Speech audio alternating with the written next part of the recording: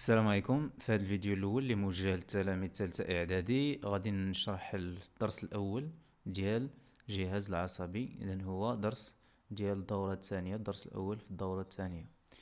كما كتلاحظوا هنا العنوان ديال الدرس هو لو سيستيم نيرفو، الجهاز العصبي. نبدا بالفقره الاولى في الجهاز العصبي في هذا الفيديو. ولكن قبل هذا الشيء هذا غنديروا واحد تقديم عام على هذا الدرس هذا اللي سميناه الجهاز العصبي. الجهاز العصبي، نديرو une introduction. En tout moment, l'individu s'adapte aux multiples variations de son environnement. Il est averti de ces changements par ses sens et réagit alors au stimulus perçu par une action, un comportement ou là une action appropriée dans le but d'accomplir une tâche ou d'éviter un danger, et ceci grâce à l'intervention de son système nerveux. يعني في كل لحظة من حياة الإنسان فالإنسان يتواصل مع محيطه الخارجي باستعمال الحواس، كنسميهم les 5 sens ولا الحواس الخمس.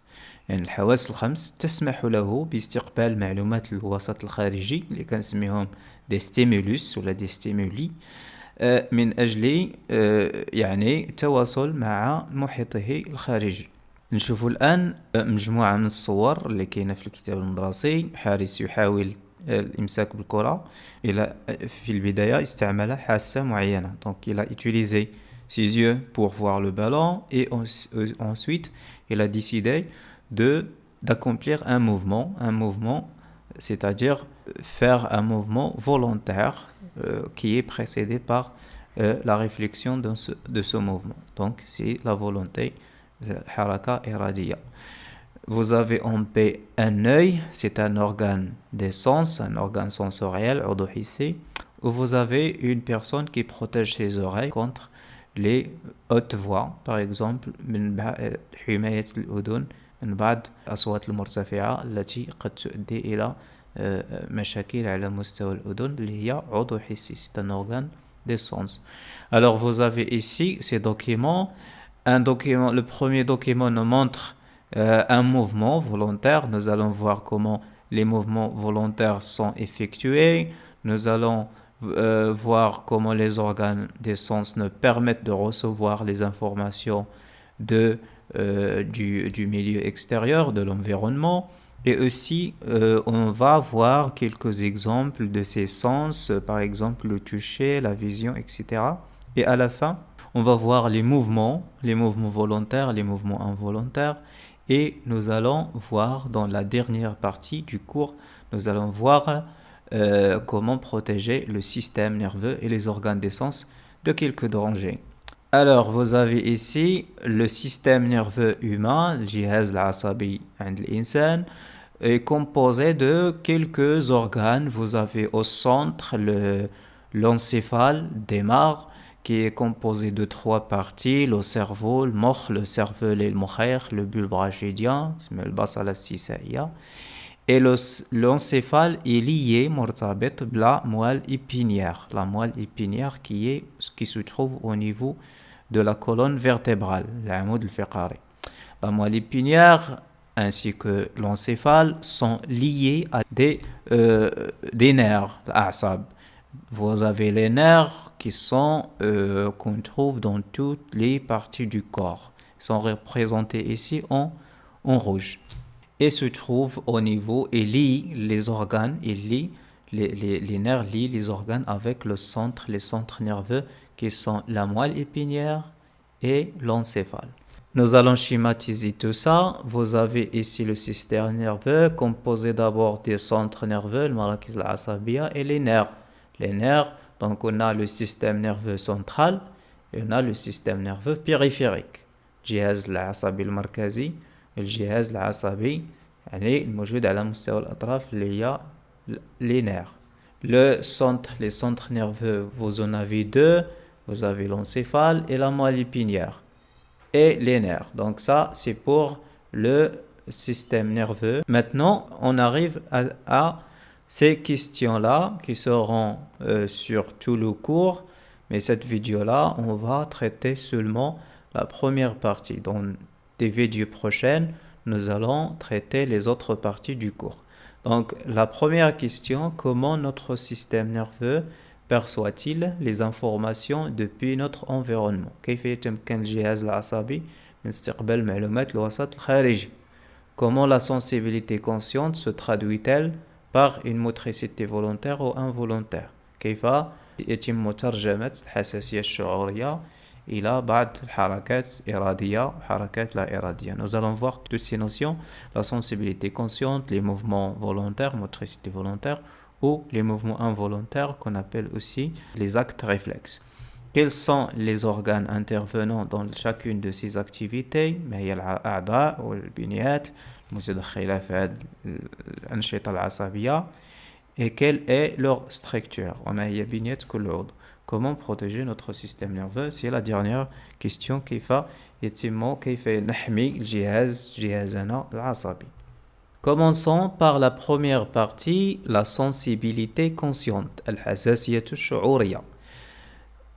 On va découvrir d'abord les organes des sens. Alors les organes des sens, vous en avez 5. Pourquoi? Parce qu'il y a 5 sens. حواس الخمس. Les 5 sens sont représentés dans ce petit tableau. Vous avez ici l'information perçue. المعلومات التي يتم استقبالها بحال le son, les sons, الأصوات, les odeurs, روائح, les goûts, الأذواق, la lumière, les lumières, l'adwa, la température, la douleur, la rugosité, etc. Et ça, ce sont des informations. On les appelle des stimulus. Et les organes, chaque organe sensoriel, كل عضو حسي, est capable de recevoir ces informations. Par exemple, l'oreille est spécialisée dans la réception des sons. Le nez est spécialisé dans la réception des odeurs. La langue spécialisée dans les goûts. L'œil, la lumière, la peau, le جلد في حاسة اللمس, le toucher. Le nom du sens, اسم الحاسة بالنسبة للأذن حاسة السمع, l'œil, l'audition. الروائح, l'odorat. Les goûts, le goût. ولا حاسة البصر, la vue. حاسة اللمس, le toucher. Ça, c'est pour les 5 sens. Alors, nous allons prendre un exemple d'un organe sensoriel. المثال ديال عضو حسي. On va prendre la peau, le جلد. Pourquoi? Pour déterminer les organes intervenant dans la sensibilité générale. من أجل تحديد العناصر المتدخلة في الحساسية الشعورية. الحساسية الشعورية قلنا هي مجموع الأنشطة التي من خلالها يتم استقبال معلومات الوسط الخارجي من أجل التمكن من التواصل مع المحيط الخارجي. Alors vous avez ici un schéma de la peau humaine. Vous avez ici des structures de la peau humaine. Vous avez ici des couches de cellules, طبقات من الخلايا, طبقة أخرى وعناصر أخرى. Donc on va nommer ces structures-là. Vous avez en 1 l'épiderme. Ce sont 2 couches de cellules, l'épiderme. Et ici vous avez le derme. Et aussi en 3 vous avez des récepteurs à ce niveau. Des récepteurs ici. Ces récepteurs, ils nous permettent de toucher, de ressentir des objets. Et aussi, vous avez des corpuscules. Ce sont d'autres récepteurs. Ils sont là. Ce sont des récepteurs qu'on appelle des corpuscules de Pacini. Et vous avez d'autres récepteurs. Il y en a plusieurs. Vous avez plusieurs types. Vous avez ici le corpuscule de Meissner. Pacini, Meissner. Vous avez un ensemble de récepteurs qui se trouvent au niveau de la peau. Et vous avez ici des capillaires sanguins. Ce sont des vaisseaux sanguins. Donc, on va prendre un exemple. Par exemple, on va prendre le corpuscule de Pacini. Ici, c'est Pacini. Ici, c'est Meissner. Donc, vous avez Pacini et Meissner. Donc, on prend par exemple le corpuscule de Pacini. Vous avez ici le corpuscule de Pacini est lié à une petite file là, qu'on appelle une fibre nerveuse. Donc ça, c'est un récepteur et ça c'est une fibre nerveuse. Alors, on commence. La peau se compose de deux parties. La partie supérieure est appelée l'épiderme, le bashra. La partie inférieure, le derme. Dans le derme, on trouve différents types de récepteurs, des capillaires sanguins, etc. La peau humaine contient plusieurs types de récepteurs sensoriels. Donc, ces récepteurs, vous les avez ici. Vous avez des récepteurs libres, vous avez des corpuscules de Pacini, des corpuscules de Messner, etc. Plusieurs types de récepteurs sensoriels qui sont positionnés aux extrémités des fibres nerveuses. Donc, chaque récepteur est lié à un petit fil, qu'on appelle des fibres nerveuses. Nous allons voir ce que ça veut dire. Au niveau de la peau, par exemple, on trouve deux types de récepteurs tactiles de la pression. Par exemple, on va prendre un récepteur de la pression qu'on appelle, soit on prend le corpuscule de Messner, soit on prend le corpuscule de Pacini. Ce sont des récepteurs de la pression. Ils sont sensibles à la pression. Messner répondent aux faibles pressions et Pacini répondent aux fortes pressions. Donc nous allons voir maintenant les fibres nerveuses et leur rôle. Donc vous avez ici les fibres nerveuses, elles sont là. On a effectué une coupe transversale d'un nerf. Le nerf, rappelez-vous que les nerfs se trouvent au niveau des organes et ils sont liés au centre nerveux, ils sont liés à la moelle épinière et au cerveau. Donc quand on fait une coupe transversale, vous trouvez ici qu'il y a ici une enveloppe qu'on appelle l'enveloppe conjonctive. Ici, vous avez des capillaires sanguins, et ici, vous avez des faisceaux. Des faisceaux, c'est-à-dire, comme vous le voyez ici, des faisceaux, c'est-à-dire huzam, de fibres nerveuses. Donc, ici, c'est un schéma de nerf. Vous avez un nerf ici, c'est celui-ci. La coupe transversale ici, la coupe transversale nous montre ceci. Donc, le nerf est composé de fibres nerveuses. Vous avez la fibre nerveuse qui est représentée par un point ici. Donc, un nerf est composé d'un grand nombre de fibres nerveuses qui sont organisées sous forme de faisceaux, et chaque faisceau est entouré par une enveloppe. Cette enveloppe qu'on appelle enveloppe conjonctive. Et dans cette enveloppe conjonctive, on trouve des vaisseaux sanguins. Donc ça, c'est le texte que vous avez. Le nerf est constitué d'un grand nombre de fibres nerveuses regroupées en faisceaux et couverts d'une enveloppe conjonctive riche en vaisseaux sanguins. Les fibres nerveuses sensitives transmettent les influx nerveux sensitifs depuis les récepteurs sensoriels vers le cerveau. Nous allons voir ce que ça veut dire. Alors là, on va voir lorsqu'on applique une excitation, un stimulus efficace au niveau des récepteurs sensoriels, il y a une naissance d'un flux nerveux sensitif, c'est un message nerveux sensitif qui sont transmis à travers les fibres nerveuses sensitives qui vont former les nerfs vers le cerveau. Donc les messages qu'on appelle les influx nerveux sensitifs seront transmis vers le cerveau, seront conduits vers le cerveau pour les interpréter. Donc vous avez ici chaque récepteur, les récepteurs, on les trouve, les récepteurs sensoriels bien sûr, on les trouve au niveau des organes des sens, dans l'œil, dans la peau, dans les oreilles, etc. Au niveau de ces récepteurs, quand on applique la stimulation, par exemple le corps de Pacini, lorsqu'on applique une pression sur le corpuscule de Pacini, ou bien lorsqu'on expose l'œil à la lumière, ou bien l'oreille aux voix, au son, vous avez une naissance, cette information sera captée, يتم التقاط هذه المعلومات الصوت إلى آخره بواسطة المستقبل. Donc, وبعد ذلك مستقبل يقوم بإنشاء رسالة عصبية تلتقل عبر الألياف les fibres إلى المركز العصبي le cerveau. Donc, les organes des sens, les récepteurs des organes des sens, lorsqu'ils sont stimulés, ils vont capter le stimulus et ils vont générer produire un influx nerveux sensitif ou des influx nerveux sensitifs. Ces influx nerveux sensitifs seront conduits par les nerfs sensitifs, les fibres nerveuses sensitives qui constituent les nerfs sensitifs. Et à la fin, ces messages qu'on appelle les influx nerveux sensitifs vont arriver au centre nerveux, c'est-à-dire le cerveau qui va traiter les informations et déterminer la sensation. Donc ici, vous avez un exemple de tout ça. On va récapituler tout ça, on va résumer tout ça. Vous avez le premier élément qu'on trouve dans les organes de sens. On a pris la peau comme exemple d'un organe de sens. Lorsqu'on applique une pression, la pression sur par exemple le bout du doigt, le doigt. Lorsqu'on applique la pression sur le doigt, au niveau de la peau du doigt, vous avez des récepteurs.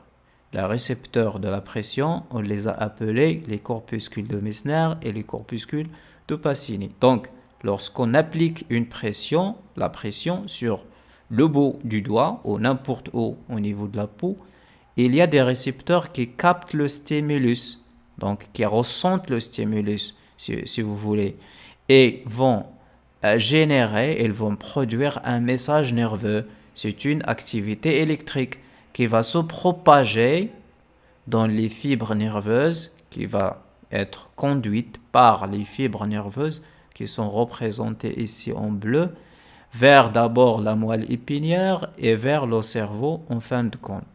Donc vous avez ici 3 éléments qui interviennent. Le premier élément, c'est celui-ci, le récepteur qu'on trouve au niveau de la peau, qu'on appelle ici pour la pression le corpuscule de Pacini. Nous avons un autre type qu'on appelle le corpuscule de Meissner. Chaque récepteur est lié à une fibre nerveuse sensitive. La fibre nerveuse sensitive, son rôle c'est de conduire l'influx, donc générer l'influx ici au niveau du récepteur et conduire l'influx vers le cerveau pour traiter cet influx nerveux sensitif, c'est un message nerveux sensitif. Donc vous avez ici plusieurs organes interviennent dans la sensibilité tactile, par exemple cette lams. Vous avez le premier élément, les récepteurs sensoriels. Leur rôle c'est émettre des messages nerveux lorsqu'ils sont excités, lorsqu'ils sont stimulés par des stimulus de l'environnement. Par exemple, le corpuscule de Pacini, son stimulus c'est la pression. Pour les récepteurs de la rétine qu'on trouve au niveau des yeux, le stimulus c'est la lumière.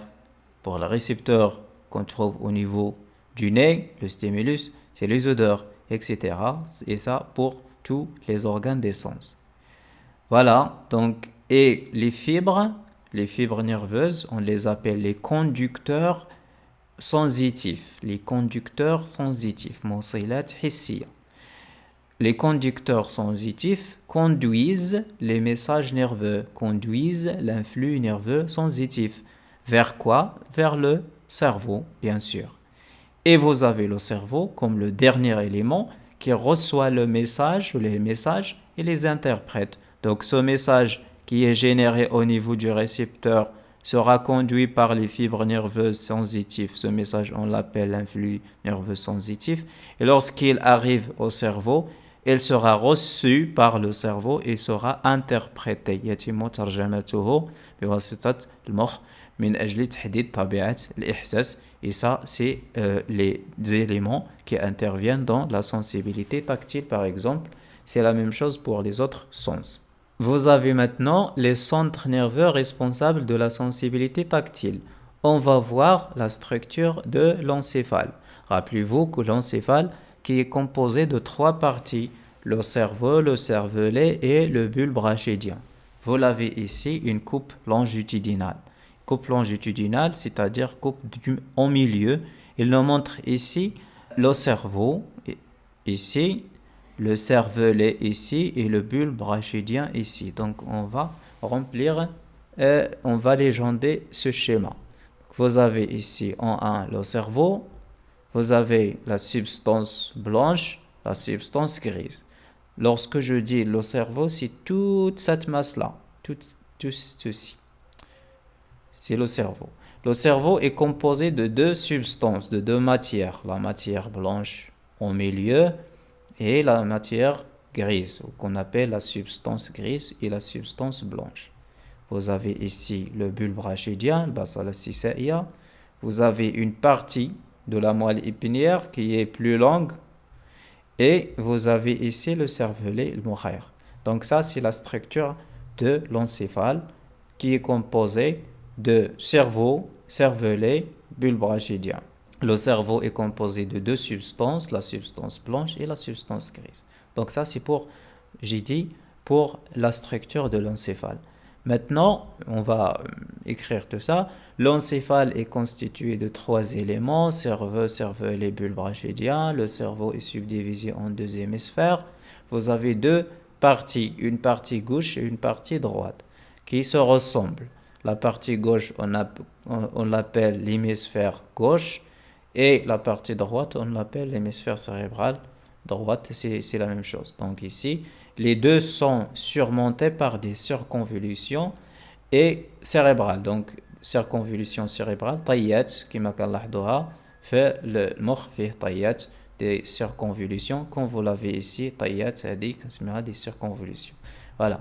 Donc ici, la coupe longitudinale de l'encéphale montre l'existence de deux types de matière, la matière grise externe تحيط بالمادة البيضاء المادة الرمادية تحيط بالمادة البيضاء.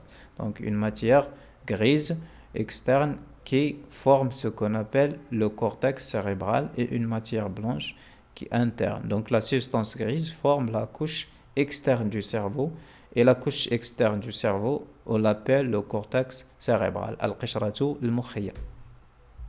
Maintenant on va voir comment le cerveau intervient dans la sensibilité consciente en général. كيف يتدخل المخ في الحساسية الشعورية. من أجل فهم كيفية اشتغال المخ ودوره في الحساسية الشعورية نقوم بتقنية une technique qu'on appelle la mesure du débit sanguin dans le cerveau. Donc au niveau du cerveau, le débit sanguin augmente en fonction de l'activité. كما كتلاحظ هنا في le cerveau في المخ عندما يرتفع نشاط منطقة في المخ فيزداد حجم الدم في تلك المنطقة.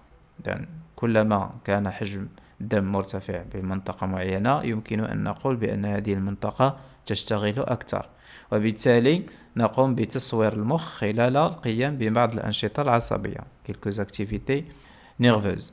Donc d'abord vous avez l'activité qui augmente dans le sens vert jaune rouge. هاد المنطقة الملونة بالأحمر هي التي تكون أكثر نشاط بالمقارنة مع المناطق الأخرى. يعني هي التي يتدفق إليها الدم أكثر تدفق الدم أو لا le débit sanguin la صبيب الدم. En A, l'activité du cerveau au niveau de l'hémisphère cérébral gauche d'une personne regardant un objet qui se déplace. Vous avez ici l'hémisphère gauche, l'Aïsar. Comment on peut distinguer l'hémisphère gauche de l'hémisphère droit? On va voir ces sillons-là. Le sillon de Rolando ou le sillon de Sylvius. Le sillon de Sylvius se trouve dans la partie antérieure, dans la partie avant. Et ici, au milieu, le sillon de Rolando, le sillon de Sylvius. Là. Lorsque la personne regarde un objet qui se déplace, on remarque que le débit sanguin augmente dans la partie postérieure, c'est-à-dire ici dans le lobe occipital. Vous avez ici des lobes, فصوص المخ, فص الجبهي الأمام, فص الجانبي, occipital, pariétal, temporal. C'est-à-dire que cette zone-là, elle contrôle la vision. Et en B, une personne qui écoute un bruit, on remarque que ce n'est pas la même région qui est active. C'est une autre région. C'est-à-dire, on va dire que cette région-là, colorée en jaune, rouge, vert, donc particulier rouge, est responsable de l'audition. Donc ça, c'est la vision, ça, c'est l'audition. Donc ces parties-là, on va les appeler les aires sensitives. Cette aire contrôle la vision, on va l'appeler aire visuelle. Celle-ci contrôle les messages qui lui arrivent. Donc elle interprète les messages qui arrivent des oreilles, on va l'appeler l'aire auditive, etc. On va voir maintenant l'ensemble des aires sensitives. Vous avez ici quelques schémas. Vous avez les yeux qui sont, par exemple ici, vous avez les yeux qui sont liés à une partie postérieure du cerveau. Et vous avez ici l'oreille qui est liée à d'autres parties. Vous avez la langue. Vous avez ici une autre partie qui est liée à la peau. Et ici une autre partie qui est liée au nez.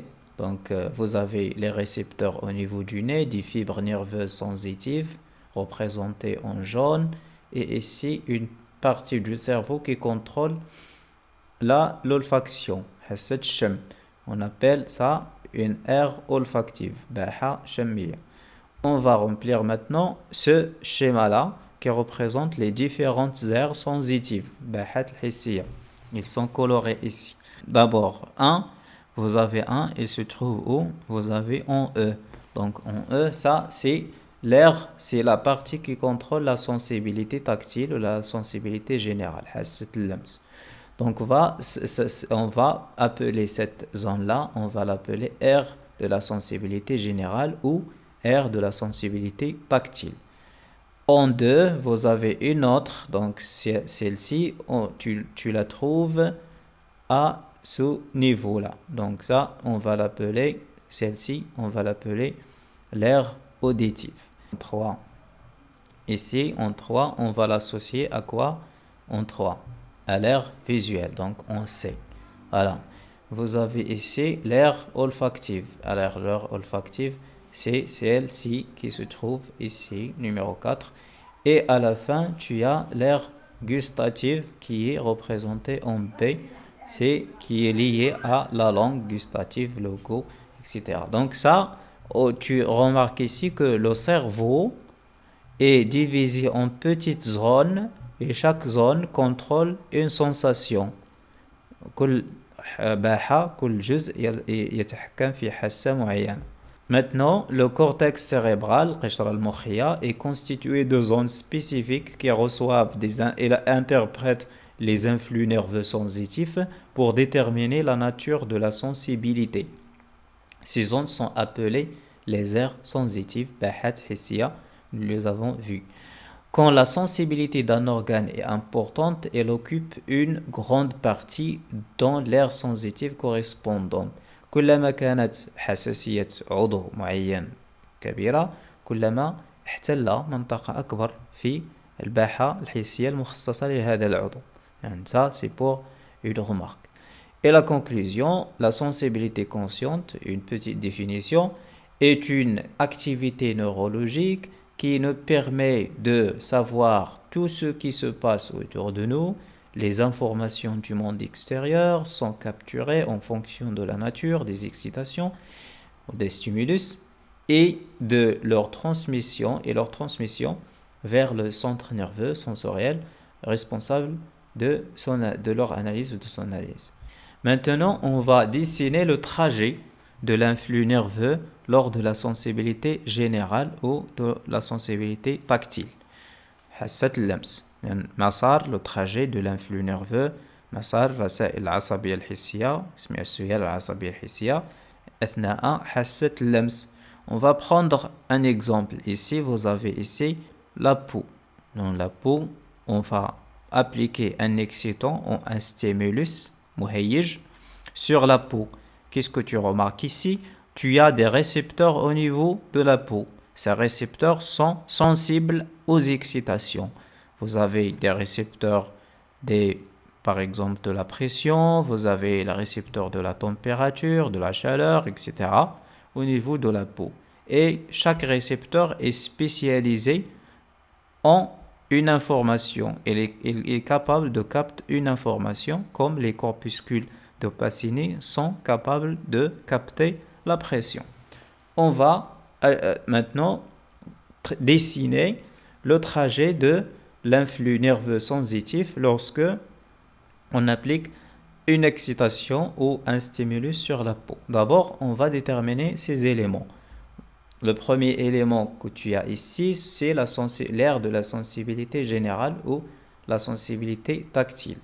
Le deuxième élément, tu as la moelle épinière. Et le troisième élément, c'est la peau. Donc maintenant, on commence à dessiner un trajet. Tu as ici un stimulus ou un excitant. Et après le stimulus, tu as des influx nerveux qui seront transmis par les fibres nerveuses, représentées par cette flèche-là, et montent dans la moelle épinière jusqu'au bulbe rachidien, et jusqu'à la fin, il arrive à l'aire de la sensibilité tactile. Donc tu as trois éléments: la peau, les récepteurs au niveau de la peau, le récepteur, les fibres nerveuses sensitives qu'on appelle les conducteurs sensitifs, ainsi que la moelle épinière, et tu as l'aire de la sensibilité tactile, c'est le centre nerveux de la sensibilité tactile. Et c'est les éléments: le premier c'est le récepteur, le deuxième c'est le conducteur sensitif, l'ensemble des fibres nerveuses sensitives qui constituent les nerfs sensitifs, et à la fin tu as les centres nerveux sensitifs, ce sont les aires que nous avons vues. Juste une petite remarque, pour le toucher, la moelle épinière intervient pour le transport, comme les fibres nerveuses sensitives, et la moelle épinière intervient aussi dans le transport des influx nerveux sensitifs dans le sens centripète, c'est-à-dire des organes vers l'os centre. Centripède, c'est-à-dire vers l'os centre, c'est-à-dire vers le cerveau. Et tu as ici un petit schéma qui nous montre que chaque aire sensitive est divisée en deux parties. Tu as l'aire, par exemple, si on prend l'aire de la sensibilité générale, tu as deux parties qui composent cette aire de la sensibilité générale. Tu as l'aire de la sensibilité générale primaire, l'aire primaire de la sensibilité générale, ou la sensibilité tactile, et l'aire secondaire. L'aire primaire, elle va recevoir les messages provenant des organes des sens, et l'aire secondaire, elle va interpréter les messages, c'est-à-dire déterminer la nature de l'information, c'est-à-dire la nature du toucher. Par exemple, est-ce qu'il s'agit de la chaleur, est-ce qu'il s'agit de la douleur, est-ce qu'il s'agit de la pression, etc.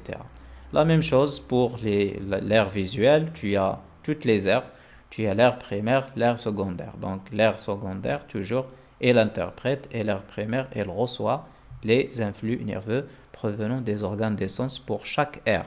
Maintenant, ce qu'il faut retenir de tout ça, reconnaître les organes des sens, les organes des sens qui interviennent dans les 5 sens, les récepteurs sensoriels, les types de récepteurs, on a vu un seul type, on a dit que c'est la même chose, ils travaillent de la même manière pour tous les sens. Les récepteurs, ce sont des récepteurs qui captent les informations du milieu extérieur, comme la pression, la lumière, les odeurs, etc. Et les fibres nerveuses, ce sont des conducteurs du message nerveux. Ils transmettent les messages nerveux à partir des récepteurs depuis les récepteurs vers le cerveau, les aires sensitives. Distinguer entre les lobes, tu as 4 lobes: lobe frontal, pariétal, occipital, temporal, les aires sensitives. Les différentes aires sensitives, leur localisation, au niveau du cerveau, et distinguer entre l'aire primaire et l'aire secondaire. On avait dit l'aire primaire reçoit le message, l'aire secondaire interprète le message pour déterminer la nature des stimulus et comprendre les termes scientifiques, les récepteurs, les définitions, récepteurs sensoriels, sensibilité consciente, etc. Toutes les notions que nous avons vues. Et voilà, cette vidéo est terminée.